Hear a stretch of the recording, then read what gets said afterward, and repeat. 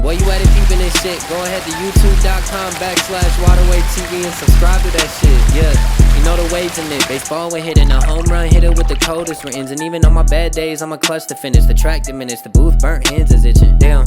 I don't. Maybe he was over-exaggerating, but around 50 D1 offers from, and then a lot of them from like good schools too. Yeah. Like, what was that transfer portal like finishing at Northern, and how does the transfer portal work for people that don't really understand? I mean, it's crazy. It's a free for all. So like you said, like going from sitting underneath that hoop, like thinking about my time at Northern, like really putting my memory in a memory box and like locking it in because it was such a special place for me. And I knew I had to leave because I had accomplished everything there already. I was player of the year and 2-time defensive player of the year, all that kind of stuff. And so I knew it was my time to leave. I didn't know where I was going yet for sure. I was obviously Minnesota was in the back of my head, and it was somewhere that I grew up loving. It was really special for me. But so basically what happens is you go in and you tell your coach and the athletic person or whatever it is that you want to enter the portal.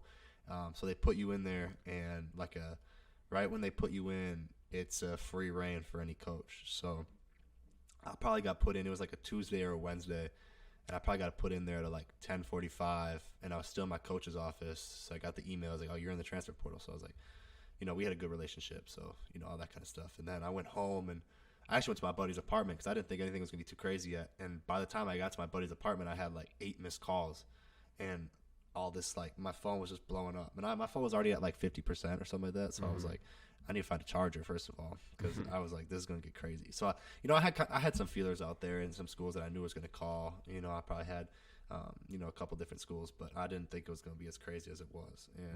And I got the first call. My first call was from Vanderbilt, and we talked for a while. And by the time I got done with my first call, I had like 14 missed calls. So it was just like, it was insane because I knew I was a pretty good player and a highly touted guy in the portal, but I didn't know, like, ESPN ranked me as like one of the best transfers in the country and all that kind of stuff. And so I didn't know it was going to be as crazy as it was. So like I told some people, I spent days, like the whole freaking day, like literally I would eat breakfast, lunch, and dinner. Other than that, I would be talking on the phone. And like it was cool because I didn't get to go through it, right? Like in high school I had D2 schools calling me, which was, don't get me wrong, really cool, but like I had Patrick Ewing on FaceTime. I had Rick Pitino on Zoom. I had, if you're a basketball fan, like this is the kind of shit that you live for, like being able to talk to these kind of guys and being able to interact with them and talk. Like I got to sit down and with, Zoom sessions with Jerry Stackhouse and watch plays and dissect plays, like, Penny Hardaway, all that kind of stuff. Like these guys are NBA greats that I get to watch and learn from. So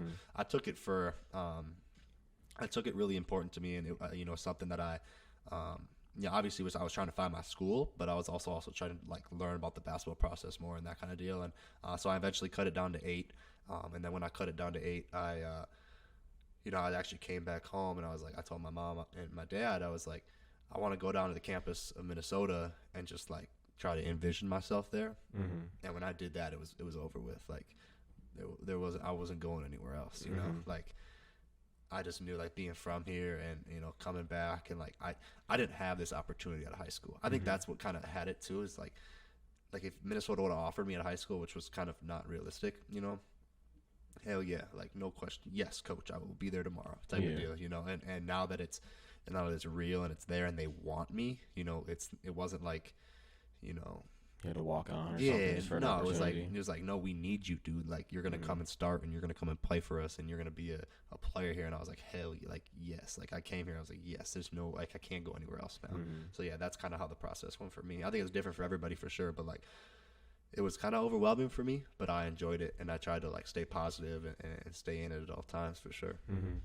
Facts. Yeah, I mean, you're kind of doing something that I think the Gophers wish they could have gotten a lot more over the past few years, is getting the hometown kids to come and stay at the Gophers. A lot of really good hoopers come out of Minnesota, and then they go to the power teams, the Dukes, the Kansases, Gonzagas, whatever it may be. Like no shade to all of them, because it's like, if you have a chance to win a national championship a little bit easier at one other spot, maybe do it. But it's like, if you just got, Minnesota, if the top, Minnesota's high school team, if you grab 5 players, like 5 out of the top 10 people out of the graduating class this year, I'm sure you could almost win a national championship in a year or two at Minnesota. No, 100%. Because I don't think not everyone knows how many good basketball players come out of Minnesota. Like, I feel like we were known for hockey for so long, but like our basketball scene is insane. Yeah, we have way more talent than people think, and it shows in runs in the summer when we have the pro guys come back. It's like those runs are next level, and it's like if you were able to get guys like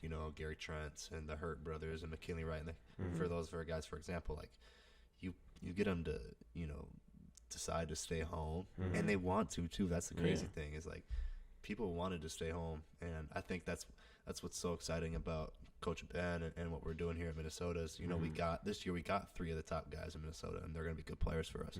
I come back, Jamison Battle comes back, you got a guy like Trayton Thompson, all that kind of stuff is building on what we want to be, and it's just a building block. It's like we laid the foundation down, and now it's like how can we continue to build this up? And I think it's important because at the end of the day, like I'm from here, I want it to be successful. And I want to leave it better than I found it, type of deal. So when I leave this place, like I want to make sure I left it better than when I came here and built it up. And that's why it's important for me, like when we have recruits on campus, to get with them. Like I'm probably never gonna play with you because I'm almost 24 years old now, but I want you to feel what I feel, and I want you to be proud of being from Minnesota, and that's been something that's became really important to me for sure.